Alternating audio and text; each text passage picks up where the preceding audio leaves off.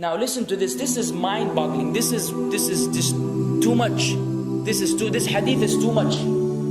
As in, it's so powerful. If you were to reflect on it, you should, maybe faint. When Allah loves a slave, He calls on Jibreel. Who's Jibreel? You know who Jibreel is? The greatest of the malaika, as far as Ahl Sunnah wal Jama'ah. The one whom when the Prophet ﷺ saw, he fainted alayhi salatu wasalam, because of his wings had covered the horizon. Jibreel, the angel who's responsible for the most virtuous thing, which is conveying the revelation from Allah to the messengers of Allah. Jibreel, and what do you know about Jibreel?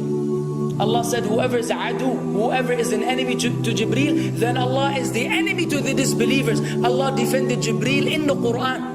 Jibreel, the one who took the Prophet ﷺ in Al-Isra al-Mi'raj, in the ascension to the heavens. Jibreel, the malak, which we don't know what to say about, because of his honor and his virtue in the sight of Allah. Allah will call on him to share with him the love which He has for you. Allah doesn't need to do this. He could not do this, but Allah likes to do this, so He does it. He says, I love Fulan. Now I want you to think that Fulan is you. Whatever your name is, Ahmad, Mayroob, whatever your name is. Imagine Allah above the heavens, above the throne, in His greatness and His majesty, which is beyond our human comprehension, calls out to Jibreel to inform him that He loves you. And then only that, فَأَحِبَّهُ, then He commands Jibreel to love you also. So Jibreel now loves you. Allah and Jibreel love you. But it doesn't end there. Jibreel then will call upon the inhabitants of the sama. Who are they? All the malaika. How many? We can't even count.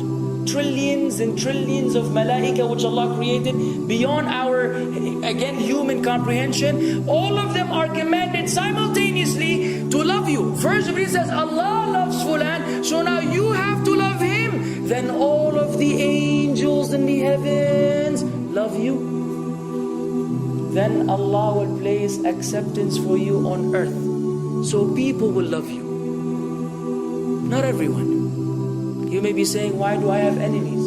People who love the Sunnah will love you. The people who love Allah and His Messenger will love you. The people who are upon the correct aqidah and methodology will love you. Other people may hate you because of a problem in them, not because of a problem in you. Because you may say, well, this fasiq, this evil, disobedient person doesn't love me. Don't expect him to love you. He loves people like himself. Who will love you? Righteous people. Righteous people. Well, they don't know why. They don't even know why. You've never even given them $1 or a riyal or a pound. You've never done anything for them. Maybe you scream at them. Maybe you do other things. It's Allah. Why? Because Allah had loved you first, then Jibreel had loved you first, then the malaika loved you afterwards, then Allah put acceptance for you on earth, so people have no choice but to love you. We ask Allah to make us among them. Now what better than that? What else do you want? What else do you want? What? If you're a person whom Allah loves, in every movement you go, you do, you pray, you sleep, whatever you do, you are among those whom Allah loves and Jibreel loves and the angel loves. What else do you want, ya akhi? You're guaranteed success in this life and in the life to come. Guaranteed. No way Allah will punish you. No way. No way Allah will punish someone whom He loves. But the hadith doesn't stop. The hadith has a very saddening continuation, which we should seek refuge with Allah from. وَإِذَا أَبْغَضَ عَبْدًا, and if Allah hates a slave, He also calls on Jibreel. And He informs Jibreel that He hates this person. So He will command Jibreel to hate this person. Then Jibreel will tell the angels to hate this person. Then Allah will put hatred for him on earth. La ilaha illallah. Imagine you walking upon the planet, the face of the earth which Allah created, while Allah hates you, and the angels hate you, and Jibreel hates you, and the righteous people hate you. What a sad state for a human being. And ikhwan, we could be one of those as well. If you are prideful, arrogant, you are qualified for this hatred, because Allah does not love kulla mutakabbirin jabbar. Allah does not love the arrogant, the prideful. If you go against the sunnah, then Allah does not love those who go against the sunnah. If you don't observe taqwa, and you don't observe ihsan, and you don't observe tawbah and tatahur, then again we are disqualified. If you, many things which we can mention, many things which will bring about Allah's hatred and deprive us of Allah's love. It's a very sensitive situation, meaning right now, you have to be one of these two. Either Allah loves you or He doesn't. But there's always good news, even for those people whom we can be amongst. It's not too late because you're alive. It's not too late because it's Ramadan. It's not too late because you're breathing. Even if you led a life of someone who had attained Allah's hatred, if you were to return to Allah, then Allah will love you and be happier. He will be so happy with your tawbah than a man who lost his mount in the desert. Upon it was his food and his drink, and then he waited under a tree for death, and all of a sudden he opened his eyes and he sees his camel or his horse or whatever that was right in front of him, and he gets so happy. He said, Allahumma anta abdi wa ana rabbuka. Oh Allah, you are my slave and I am your Lord. Kufr. He said a statement of kufr, but the Prophet ﷺ said, أخطأ من شدة الفرح. He made a mistake because he's so happy. You know when you're so happy that you may say things against what you want to say? When you're so happy that you just, you say words that mean nothing to anyone? Allah is happier when you return to Him than that person. What else do we want? For how long are we going to stay away from Allah?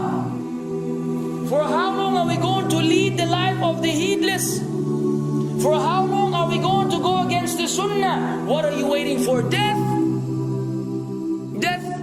حتى إذا جاء أحدهم الموت قال رب ارجعون لعلي أعمل صالحا فيما تركت كلا.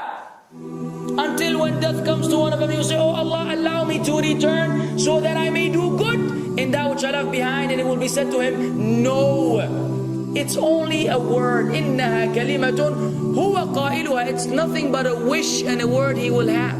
It will not be fulfilled. Let us not wait for death, ya akhwan.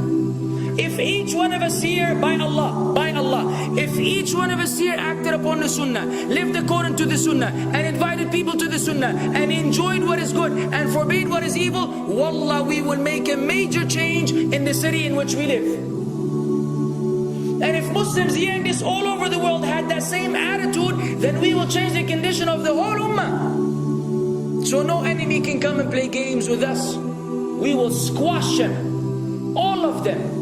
Because Allah will defend. إِن تَنْصُرُ اللَّهِ يَنْصُرْكُمْ وَيُثَبِّتْ أَقْدَامَكُمْ. If you aid Allah's deen, Allah will aid you and will keep your feet firm. But we don't even live according to the sunnah, let alone be given victory over the enemies. So we're being humiliated in everywhere we go in the world. So let us make that change. Now that Ramadan is here, now that you've been given this sudden inclination towards good, if we don't succeed, if we don't take advantage of this month, wallahi, we are losers. If Ramadan ends and you are the same way you were before Ramadan began, then one of us is a loser. If we don't return to Allah after Ramadan, then we are losers as well. So tonight, bi'idhnillah, always on our mind, attaining Allah's love, acquiring Allah's love, fetching for the sunnah, and acting upon it whenever we're able to do so.